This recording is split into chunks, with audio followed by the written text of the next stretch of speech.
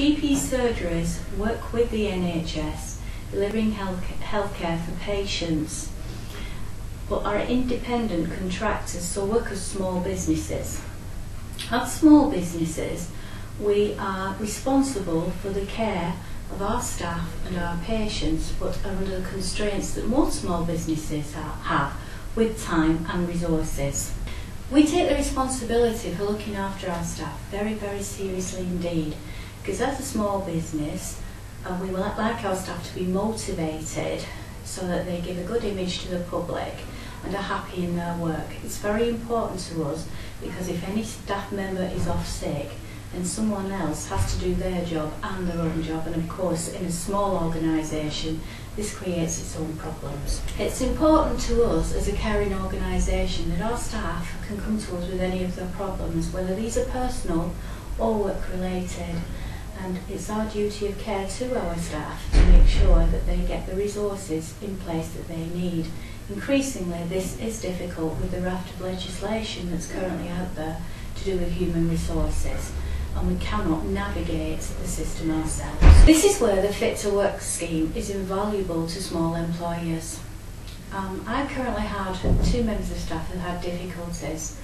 The first one had a family bereavement which affected the family very severely, and she couldn't come to work because she was suffering from extreme stress because of it. I tried to refer her to the usual channels, and unfortunately to get her back into work was going to take months. But the Fit to Work scheme stepped in and got her the interventions that she needed within weeks. Currently she's now back at work. That was extraordinarily useful to me. We also had another member of staff who was off sick because of a disability. Now, unfortunately, that became a terminal illness, but during the intervening period, the Fit to Work scheme went in and assisted her with everything from aids to get her back into work, which is what we really wanted, and also they did the interventions for disability benefits, housing, everything that I couldn't possibly have done. One, because I didn't have the time, although I did care very strongly what happened to this lady, but also because we didn't have the resources.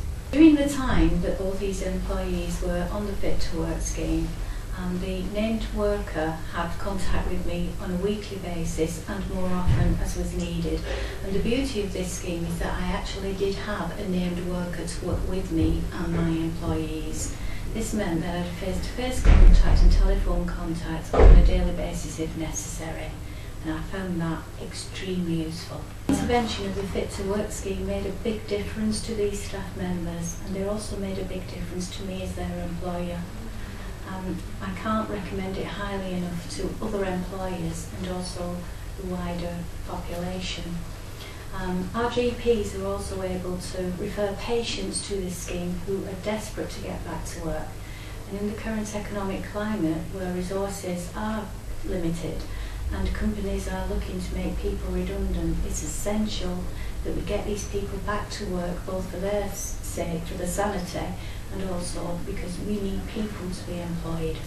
I'd strongly recommend that the Fit to Work scheme continues after the pilot ends. It's the one intervention that is really beneficial to both patients and to employers.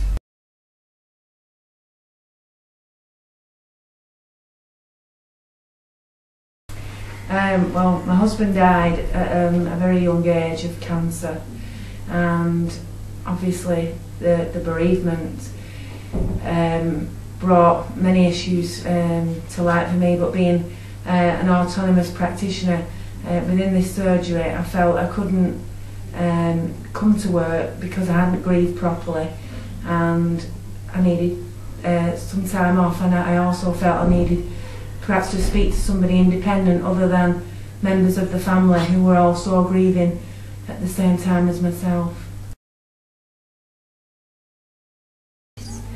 Leslie Tickle, the practice manager here, contacted them and then contacted myself.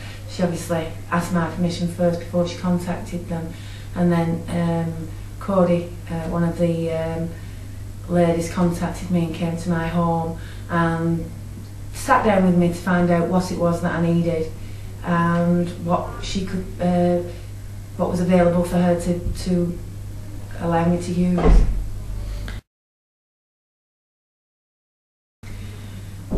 Because I wanted to come back to work. I enjoy my work, I love what I do, but I didn't feel that I was in the right place physically and psychologically, and I needed to speak to somebody and to put myself first for once, in order to be able to do my job properly and efficiently, which is why I needed to speak to a counsellor. The service allowed me to return back to work.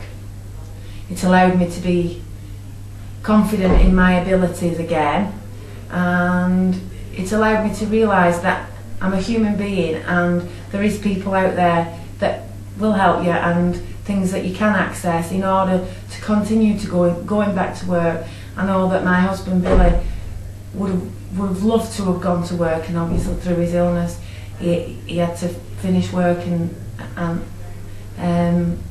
it really devastated him, because it gives you a meaning of self-worth going to work, and it's a good service because it allowed me to return back and to not fill the gap, but to help with me continuing to deal with Billy's death.